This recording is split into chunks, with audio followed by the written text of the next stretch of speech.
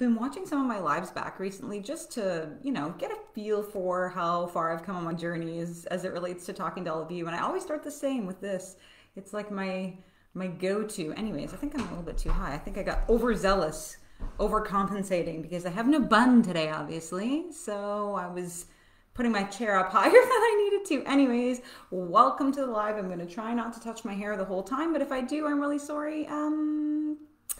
Yeah, that's just how we're doing. Today we have a super duper important topic, and it is the topic of boundaries. And I am surprised actually that I haven't talked about this particular topic before now, because it is one that all of us have struggled with.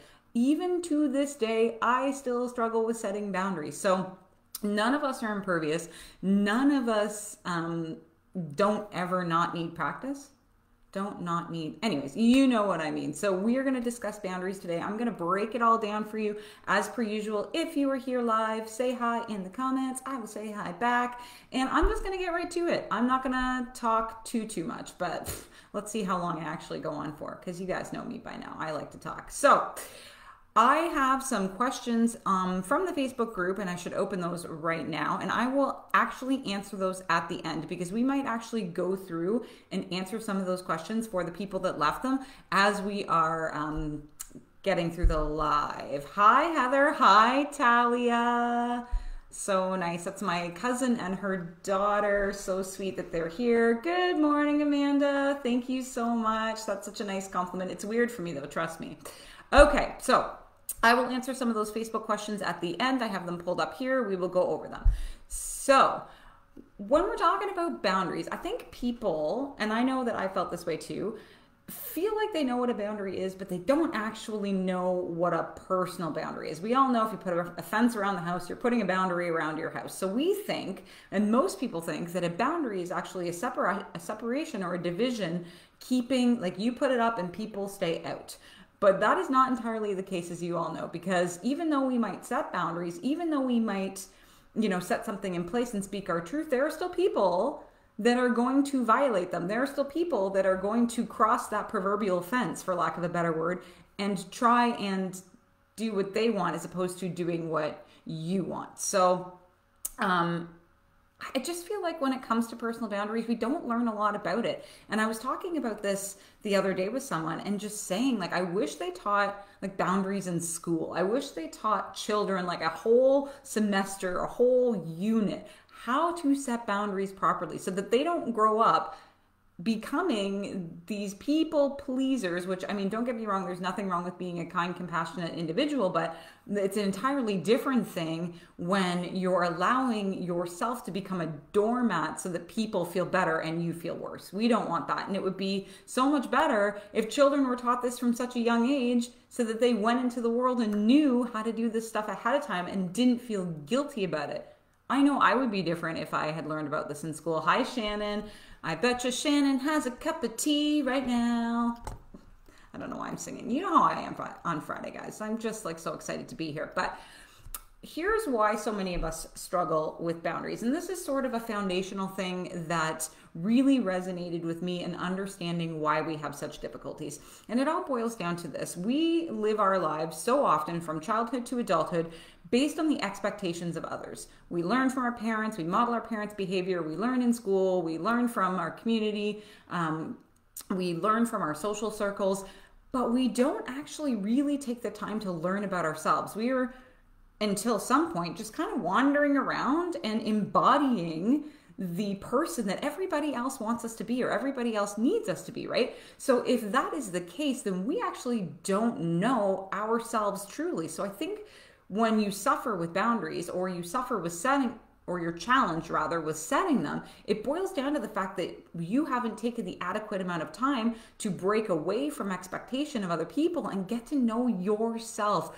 truly and get in touch with what makes you comfortable, what's okay with you, what feels good to you, what your emotions are about it, right? So this was really enlightening for me when I learned this. I'm like, oh my gosh, you're so right, because if we don't know who we are, how can we set a boundary or a rule around how to interact with us if we don't even know who the true us is. And that's part of so much of the work that I do with the incredible women that I work with, is getting them reconnected to themselves and understanding their own wants, their own needs, and using their feelings and emotions in order to dictate or show them the path towards which their true self is. Does that make sense? You get my meaning. Like I'm unveiling or excavating, supporting them as they unlock that path that has been littered with other people's expectations. And as you uncover your own true self and how you feel about things, it becomes a lot easier to set rules around how you are willing to allow people to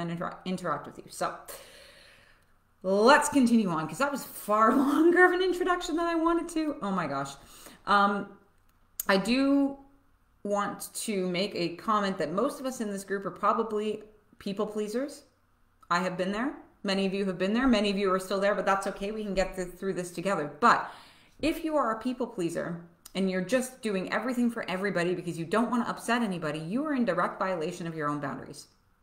Let that sink in for a minute, because you are letting things go and letting people just treat you how they want to treat you, as opposed to you determining how they should or instructing them on how they should be communicating with you.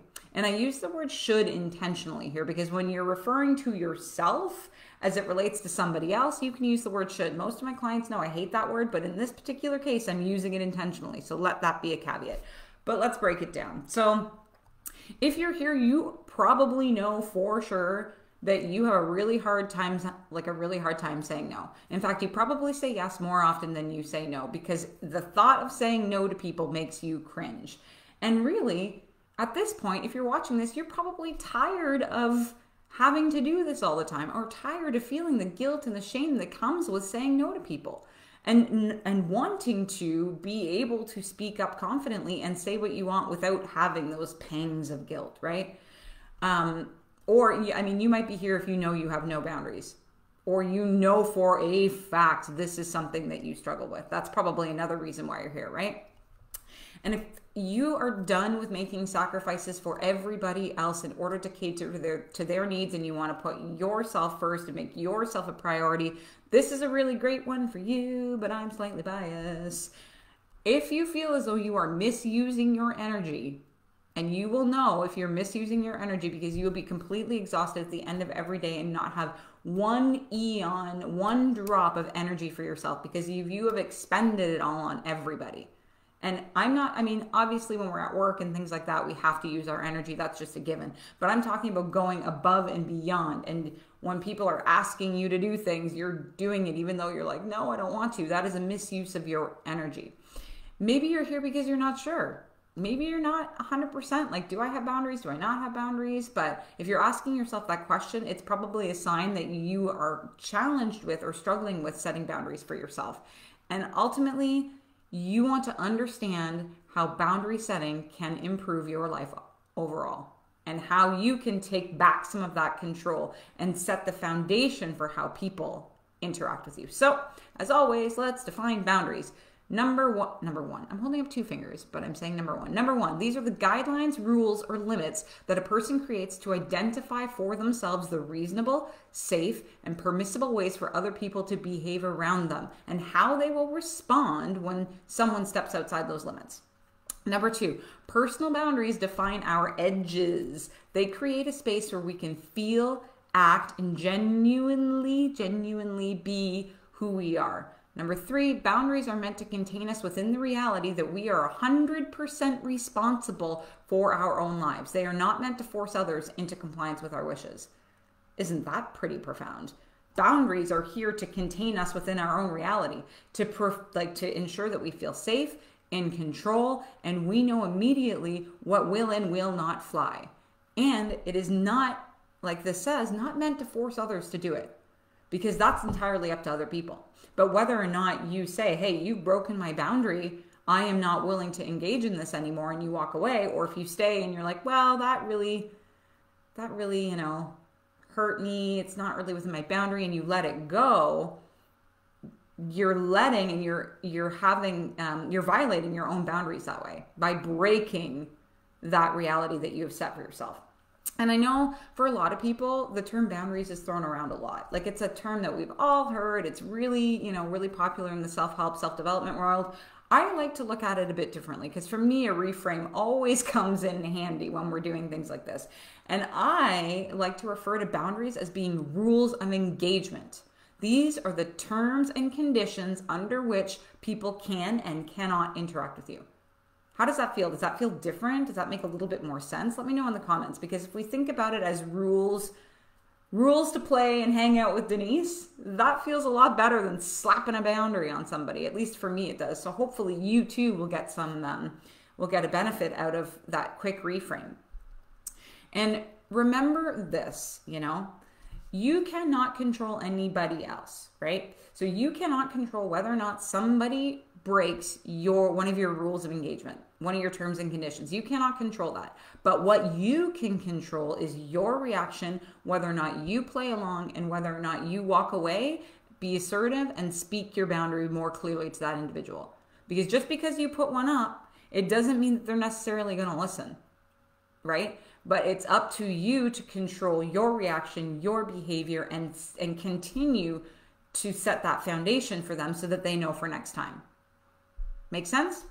To put it simply, very simply, boundaries are meant to keep you safe, you secure, you comfortable. They are about you and about nobody else. And last week, I had a little Brené Brown, quote. I found another one this week because I just adore her. She's amazing. If you haven't looked up any of her stuff, you definitely should. She's wonderful. Boundaries, according to Brené Brown, daring to set boundaries is about having the courage to love ourselves even when we risk disappointing others. Because loving ourselves above all else, being true to ourselves, being our authentic, confident, loved selves is more important than disappointing other people. And right now, a lot of us probably aren't there yet, but you will get there. I know you will. So let's talk about some signs that you might be having issues around setting boundaries. And I thought, like, do I want to include these? Do I not? But I feel like some of these might not, just because I think it's obvious, doesn't mean that you will, right? So let's go through some of them. And I mean, some of them we've already gone through, but saying no when you mean yes, or yes when you mean no, having feelings of guilt or regret when you say no to those around you, foregoing your own integrity or your values to please others, avoiding using your voice and speaking up when you have something important to say or proclaim for yourself, casting your own beliefs, your own truths, everything you hold near and dear aside to ensure that somebody else feels comfortable or to ensure that you are accepted by other people. Staying quiet when someone offends or mistreats you. This is a big one. So many of us keep our mouths shut when somebody has said something to offend us, and we instead choose to seethe inside and internalize it, as opposed to being like, hey, that didn't feel nice to me. I don't like the way that came across. I don't like the way you spoke to me, right? But we're so concerned and worried that those other people are going to be upset with us that we just keep our mouth shut and we internalize it. And that will eventually lead to bitterness, resentment, passive aggressiveness. That is what the bottom line response is going to be if we continue to not say what we mean. Allowing people to touch you when it is unwanted. And this goes for everybody. I do not care if you are a child, a full-grown adult, a teenager, it does not matter. And this is something that I learned, because I always used to say to my nieces and nephews, oh, can I have a hug? Can I have a hug? Like asking for that. But now I allow them to come to me. Or, if you are a parent, you're like, give your Uncle Jim a hug. And the child is like, oh, it is up to even a child to determine if they want to engage in that behavior, if they want to accept that touch from another person. And if they don't, it is not up to us to force them to do so. So I'm really careful around kids now. If they want to hug me, okay, I'm all in. Let's give it a big ol' embrace. But you decide that. You decide if that's within your boundary or not. It's not up to me to ask for it. You get to decide. That was very passionate and unexpected. Anyways, overextending or giving too much of yourself as a means to come across as helpful. We always want to be helpful. We want to support other people. We want to do our part. And that's totally okay. We're all kind-hearted individuals, but that doesn't mean we have to do it all the time.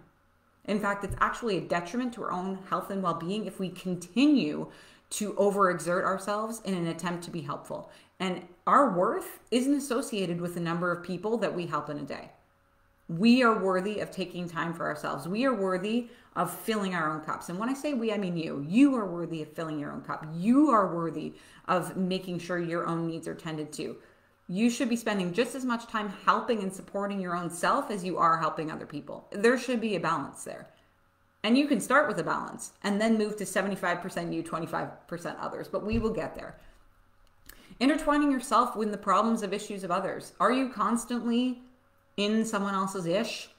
And you know if you are, because they are calling you with their drama, they are calling you with their business, they are, every 2 seconds they're complaining. That is a boundary you haven't set yet as to whether or not how much of that you're willing to accept. Avoiding defining or stating your own needs when in relationships. And I don't care what kind of relationship this is. It could be familial, intimate, personal, friendships, doesn't matter. If you are avoiding stating your boundary, you are struggling with only currently, because this is just in the now, it's not forever, with setting boundaries.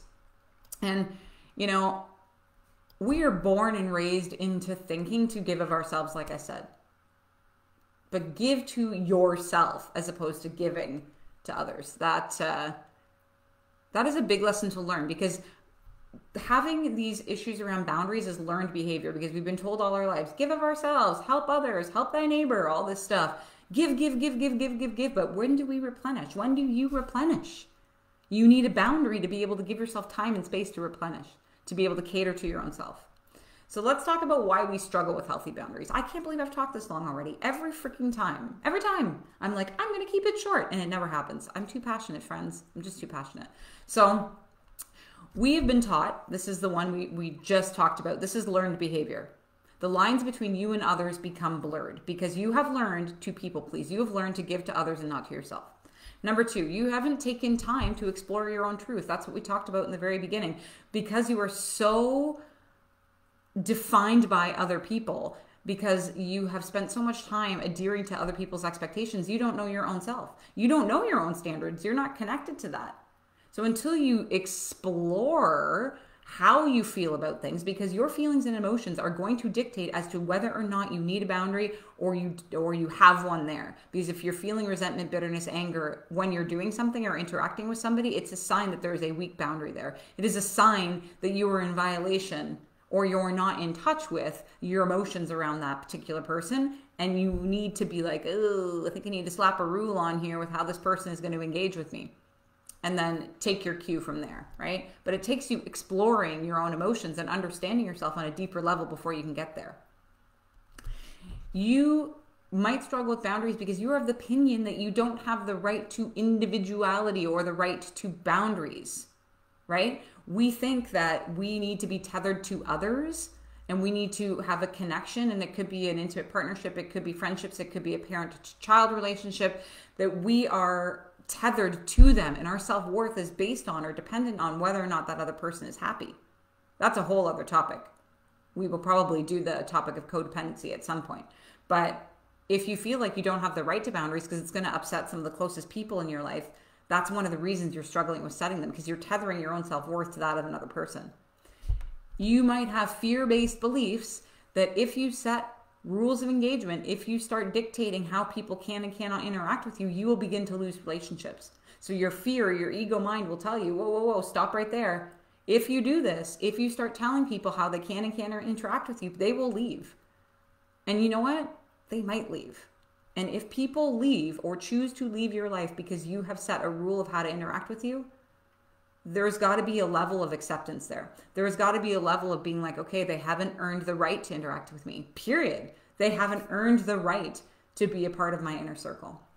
And this is one thing we talked about as well too. This morning, we're still morning. What am I talking about? At the beginning of this, we never learned how to set healthy boundaries. We didn't learn this in school. Kids don't learn this in school. It needs to be part of the curriculum. How do I make it part of the curriculum? Someone tell me. If you know who I should talk to about this, please let me know, and I will write a well-coined letter to whoever is in charge of curriculum, because I think it's truly something. That and meditation, courses on self-worth. Kids will get a lot more out of that than they'll get out of learning how to use a protractor or one of those compass things. Anyways, Heather says, Heather has a comment. I just saw it now. She says, I like this definition. It's so important to recognize that others can choose what they do, and you don't have to freak out if they break a boundary. You just have to have a pre-figured out response to handle that. Absolutely. Have a recorded response in the back of your head on how you're going to respond to someone if they break their boundaries. But we're going to talk about that more later. Shannon also verified that she has a T. I knew it.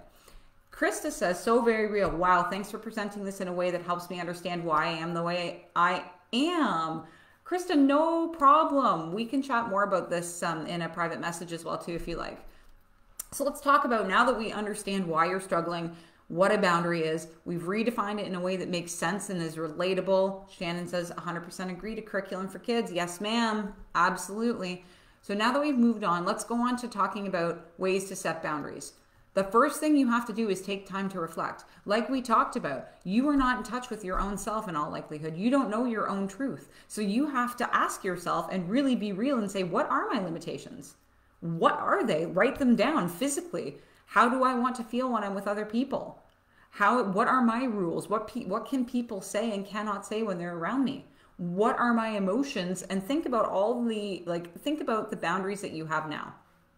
Think about what you have now, and are they weak? Are they too rigid? Because people can go the opposite way with boundaries and be way over the top and not let anybody come near them, talk to them, interact with them out of fear. That's also another way of we need to reset or level set boundaries, right? So in taking time to reflect, asking yourself, what are my limitations?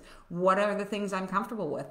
What am I not comfortable with? What are the rules of engagement when people come and deal with me? How, if they want to interact with me, what game do they need to play? Essentially, right? What is acceptable behavior? What is unacceptable behavior? How much of your time are you willing to spend devoting to others? And knowing this is a big, huge piece of this. Knowing how much, because you obviously, I know all of you. I mean, I know most of you here in the community. You just want to help others, but how much of your time are you willing to devote to helping others? And predetermine that. And you will know that if you're going over that, you're in violation of your own boundary. And I want you to say, I am in violation of my own boundary every single time you allow someone else to just step on you and use you as a doormat. And I know that might seem harsh, but there's a reason for it, because until you start saying that, because the word violation is a serious word. And if you continue to say, I am in violation of my own boundaries right now, every time someone makes you feel uncomfortable, that will start to sink in. So number 2, ways to set boundaries. Pay attention and notice your feelings, please, friend. When someone asks you to do something or invites you somewhere, and this is a great place to start, what does your gut instinct say? Do you feel like, ugh, or do you say, yeah? That is your emotion telling you whether or not you're willing to go. And it's the same when you're in social interactions. Are the things that people are the conversations they are talking about or trying to have with you potentially, are they making you feel good or are they making you feel icky? Get in touch with those emotions and notice your feelings, because that's going to help you and support you in setting stronger boundaries. Number 3, and we talked about this earlier, assess what boundaries you currently have in place. Are they strong? Are they weak? Are they just meh? Are you, feeling anger, resentment, bitterness? Passive aggressiveness is a big one. If you are passive aggressively talking to people, it is because you have not yet set a boundary and there needs to be one there. Passive aggressiveness is a surefire sign that a boundary is required. Okay? And this process of looking at the boundaries that you currently have allows you to have a holistic picture of how the state of the nation is currently as it relates to your rules of engagement or your terms and conditions, depending on how your brains think, right? Then you can see them and adjust as necessary. And a note, this is going to throw people off. This will likely upset people, but this is not on you. This is on them. If you put a boundary in place, if you say this is what I'm willing or not willing to accept, and somebody else violates them, and then they get angry because you say no, no, no, that is, I am not accepting that. I am unwilling to do that. That is their problem. That is not your problem. Don't internalize it. I know that's easier said than done, but try not to, because that is a reflection on them, because they're used to treating people as a doormat. They're used to being in control. And when you take back your own control, it's going to piss people off. That is a strong word for me. You know me, I like to keep my strong words to a minimum, but this is going to happen. I guarantee it. Be prepared for it. And ask yourself, if this person can violate me in this way, if they can violate my boundaries and not respect what I've laid out, Do they even deserve to be in my life? Probably not. But that's a tough pill to swallow. And it takes some time to get there. But at some point, once you feel how good having rules of engagement feels, this will come naturally.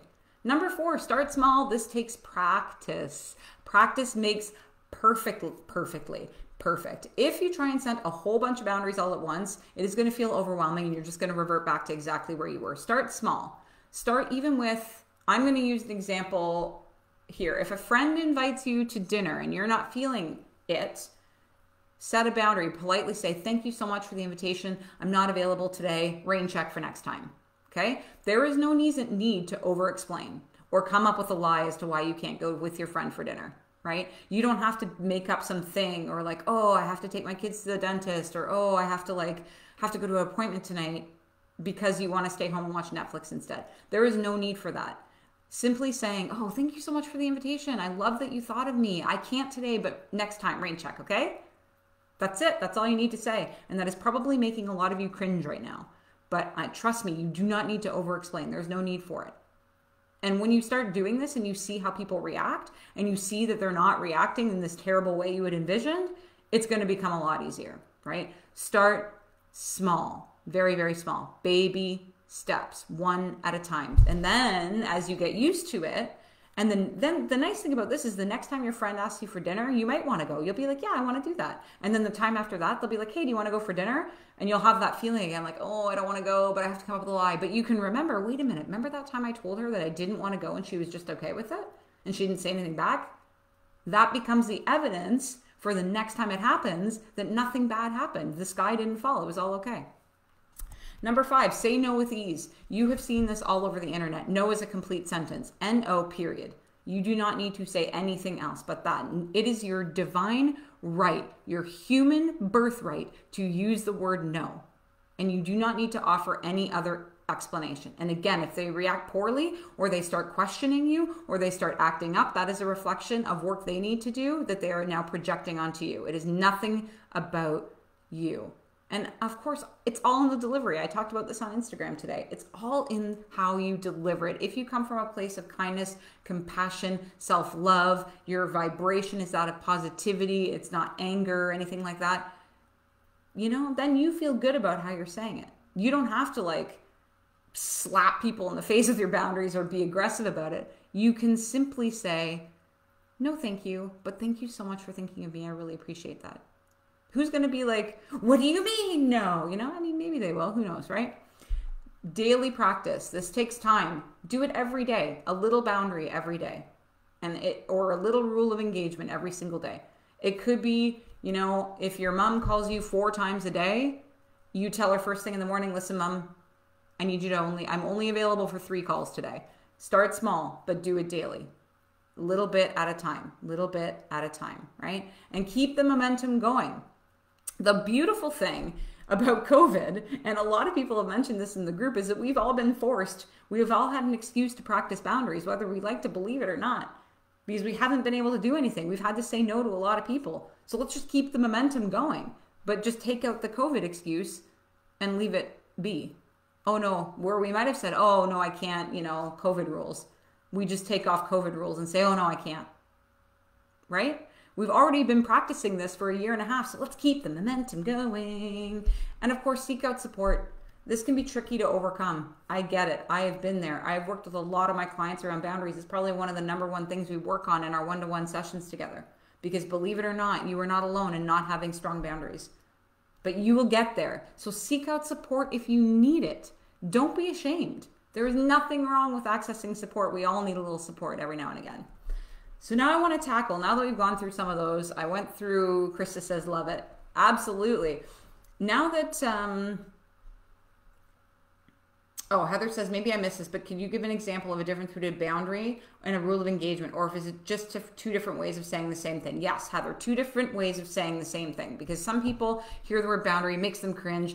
But a boundary and a rule of engagement on how people interact with you are the exact same thing, just said a different way. I just prefer rules of engagement, because it makes sense logically in my brain. Because a boundary just seems like I'm putting a fence around myself. Whereas a rule of engagement gives me more autonomy to determine and take back control over how people get to interact and be a part of my life. So they're the same thing, just two different ways of saying them. So what to do when people don't listen? Because people are not going to listen. And that's very annoying. Be prepared for that. Be assertive. You need to follow through, because if you set the boundary of, and we go back to going for dinner with a friend where you say, no, thank you for thinking of me, I really appreciate it, rain check. And that friend comes back and is like, what do you mean? What do you mean? We always go for dinner on this day. What, did I do something wrong? Did I make a mistake? Are you mad at me? Really, you have to come with me. You have to come with me. We always go. We have to go. You have to go. You know, you've already set that boundary. So if you relent and you say, oh, okay, fine, you're right, let's go. A, you're in violation of your own boundary or your own rule of engagement. And B, you're going to be disappointed and upset with yourself. So you need to be assertive. No, Mary, thank you so much. Again, I really appreciate the invitation. I'm just not available today. You just need to come back and say it again, and come back and say it again. And if they start to get aggressive while you're being assertive, it's simple enough for you to be like, I need to discontinue this conversation. If you want to talk about this with me at a later time, I'm absolutely open to it. But as I said, thank you again for the invitation. I'm simply not available today, and move on, right? Move on. Number 2, like I just said, terminate the conversation. Don't be afraid to terminate the conversation. Do it with compassion and kindness. You know, I'm really sorry you're feeling angry about this. I can see you're having a reaction to this, and I'm willing to talk to you about it, but let's talk about it at a later time, and leave the conversation. Number 3, be prepared. People are going to have a reaction. Some people won't. Some people will be like, oh, okay, cool. And they won't be offended with the fact that you're taking back control of your life, or you're putting these rules of engagement into place. But be prepared for people to have strong reactions, and have a statement in the back of your head that you're going to say over and over again. Just become that broken record. Thank you so much. I really appreciate you thinking of me. I'm currently not available. Keep going. Same thing over and over, right? And number 4, assess who belongs in your inner circle. Because if somebody is not going to have respect for your rules, your personal rules of engagement, do you want them in your life? Have they earned a spot to sit at your table? I use this all the time. Think about your dinner table, right? About who, and typically we have people at our dinner table that we love, respect, we come together, we have a feast. If they are breaking your rules consistently, they haven't earned a place at that table. They have to sit at the picnic table down at the park, because they have not earned the right to sit at your table, right? So who belongs in your inner circle? Who has earned the right to be there? Not somebody that has been consistently breaking or violating your boundaries. And remember, this is about you and your comfort. Have respect for yourself, and you know that you are doing this for you and that you are worthy. You, my darling friend, are worthy of setting up these rules. So that, I feel, again, 32 minutes, holy cannoli. I'm just going to look to see from the group, just to make sure we've covered everything. The group had said, Chris had said, I'd like some tips on how to deal with people who say stuff like, oh, that's an awful way to be when you set them. And yes, that's an example of a response I've gotten. I'd requested notice of someone wanting to stay at home overnight. Yes, let them say that's an awful way to be, Krista, because I'm pretty sure she's still here. That's on them. That's not on you. And it's as simple as saying, validating. It seems as though you're angry, but it still remains the same. You are unable to stay here tonight. And just leave it at that. Sometimes less is more in these situations. And if they're saying to you that you're being an awful person, that is a projection of their own feelings of awfulness within them that they are now telling you. All of this stuff is projection. If people are judging you, it's because they have inner work on that exact same thing that they need to address on the inside in their own self. So let them tell you you're awful. Let it roll off your back, because you have respect for yourself, and your rule of engagement is you respecting you. So if you were to say, oh, okay, fine, you can stay over, I am violating my own boundaries. I am violating my own boundaries. Let them say what they want. Be firm, be assertive. I see you're having a hard time with this decision. I want you to know I recognize that. But you are unable to stay at our house tonight. That doesn't change anything. And it's going to take practice to be able to do that.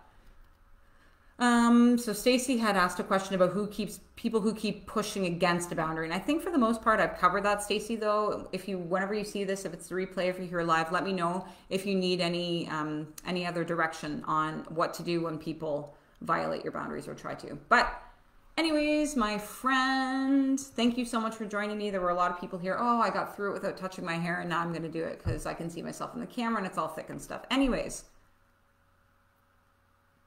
girl problems. Thank you so much for joining me. I really and truly appreciate it. If you are struggling with boundaries, if this is something that you are seeking support with, send me a message. Let's talk about it. Let's feel it out. See if working together is a good fit, because I know this is something I can absolutely support you with, and you will be setting boundaries left, right, and center. You will become the Oprah of boundaries. You get a boundary, and you get a boundary, and you get a boundary. Everybody gets a boundary. Okay, I'm going now. This is too much, and I'm hot from the ring light. I'll see you later, guys. If there's any other questions, let me know in the comments. Bye-bye.